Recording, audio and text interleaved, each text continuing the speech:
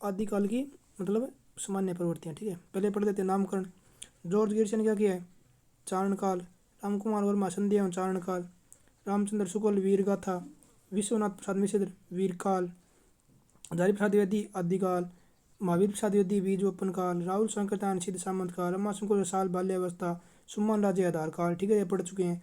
अब इन पहला प्रथम कवि भी पढ़ चुके हैं। ठीक है, अपने पढ़ चुके हैं। अब देखो इनकी प्रवृत्तियाँ आदिकाल की। ये आदिकाल में प्रचुरता में क्या पाया गया है? ठीक है, पाया गया वीर एवं श्रृंगार रस की प्रचुरता है। ठीक है, यानी कल्पना वास्तव में प्रशंसा के कारण। युद्ध वर्णन की सजीवता है। विविध छंद एवं अलंकार है। काव्य रूप है दोनों प्रकार से, मतलब प्रबंध है नहीं प्राय, लेकिन है प्रबंध है। मुक्तक है, मुक्तक में फिर खंड काव्य है और महाकाव्य है, मतलब सही है। प्रबंध के मुक्तक के सारे मिले, दोनों मिले। ठीक है, और इनमें क्या है, मतलब क्या नहीं है, जिसकी कमी है वो क्या है?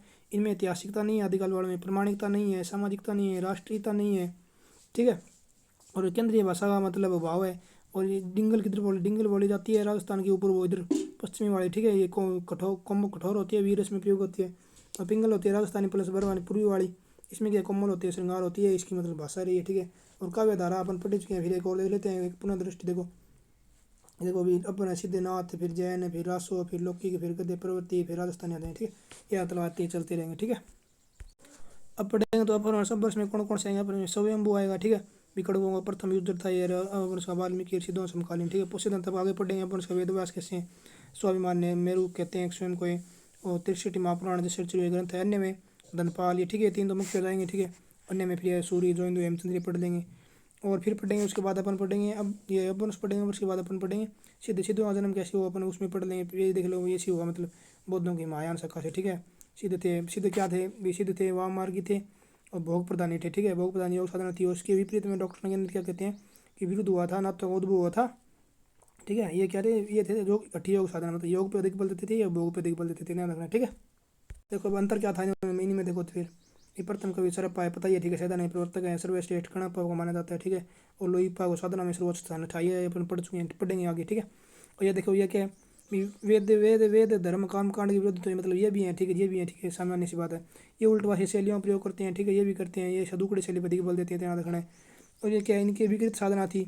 और ऐसे क्या था, इनकी भावना मतलब भावनात्मक साधना थी इनके, मतलब भावनात्मक मतलब प्रेम भी मतलब करते थे साथ में। ठीक है, इतना याद रखना। और ये प्रेम नहीं करते थे इनकी, केवल साधनात्मक थी, मतलब रहस्यात्मक साधना थी, इतना याद रखना है। नारी या गृहस्थ के प्रति अनादर था। संतों एवं सिद्धों के बीच, सिद्धों एवं संतों के बीच खड़ी कहा जाता है। ठीक है, इतना याद रखना है, इतना याद रखना है। ठीक है, मुख्य मुख्य बातें हैं।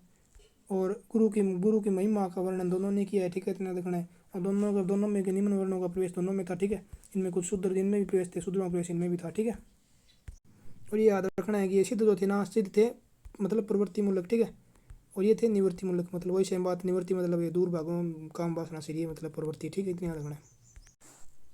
देखो हम पढ़ रहे हैं अपवंश काल। ठीक है, शुरुआत में अपवंश की, यानी वो अपवंश की प्रवृत्ति मान लो, धारा मान लो, अपवंश पढ़ रहे हैं। ठीक है, अपवंश शब्द का सर्वप्रथम यूज पतंजलि महाभाष्य में मिलते हैं। रामचंद्र शुक्ल क्या कहते हैं कि वल्लभ विग्रह दार्शनिक के शिलालेख में मिलते हैं, मतलब अपवंश का सर्वप्रथम। और रामचंद्र शुक्ल क्या कहते हैं? अपवंश का मुख्य छंद मानते हैं दुआ को।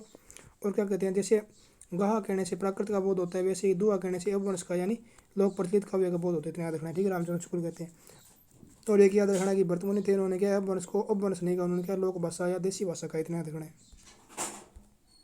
उसके बाद अपन पढ़ते हैं अपवंश के कवि। ठीक है, 8वीं सदी में थे, सौम्य विद्यमान थे। ये स्वयं को क्या कहते हैं? कुकवी कहते हैं। और स्वयं की भाषा को क्या कहते हैं? स्वयं की भाषा गोमल या देसी भाषा कहते हैं, इतना याद रखना है। और देखो स्वयं को अध्ययन किया था राहुल शंकरता ने हिंदी का दर्रा बनाते समय, इतना याद रखना है। रचना के समय अध्ययन किया था। ये क्या है? अपवंश के प्रथम कवि है। और राम कुमार वर्मा इन्हें हिंदी का प्रथम स्वीकारते हैं, अपन पढ़ चुके हैं। अपवंश का वाल्मीकि कहते हैं। और अपवंश का कालिदास इसी का है, बोला शंकर व्यास ने से अपवंश का कालिदास का, इतना याद रखना है। ठीक है, स्वयं की रचना कितनी है? 3 रचनाएं, 3 तो चरेव है, पमचरेव, नागराम चरेव और इठने में चरेव। पमचरेव क्या है? ये कड़वक शैली का प्रथम यूज किया था इन्होंने, प्रथम यूज करता कड़वक शैली में। और कड़वक शैली में कौन सी पद्धतियाँ बंद यानी का प्रथम यूज करता भी माना जाता है इनको।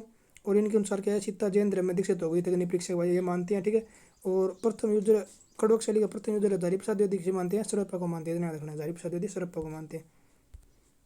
और उसके बाद क्या देखना है? स्वयं छंद लिखा था इन्होंने, जो इनकी मतलब एकमात्र पूर्ण पुस्तक मानी जाती है। ठीक है, हजारी प्रसाद द्विवेदी कहते हैं जैसे 9वीं सदी के पहले के मतलब साहित्य का, जैसे 9वीं सदी के पहले के साहित्य को प्राकृत पैंगलों का महत्व है मतलब जानने में, वैसे ही 8वीं सदी के पहले के साहित्य को स्वयं छंद से जान सकते हैं, इतना याद रखना है। ठीक है, महत्व इसका इतना बता दिया।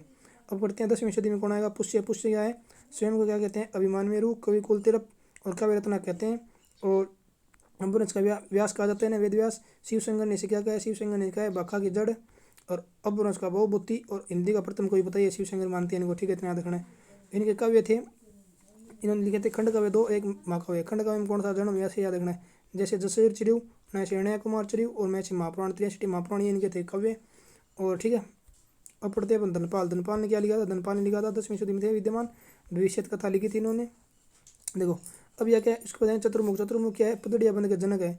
और हरिप्रसाद द्विवेदी ने क्या किया, काव्य में 3 छंद या बंद माने, ठीक है।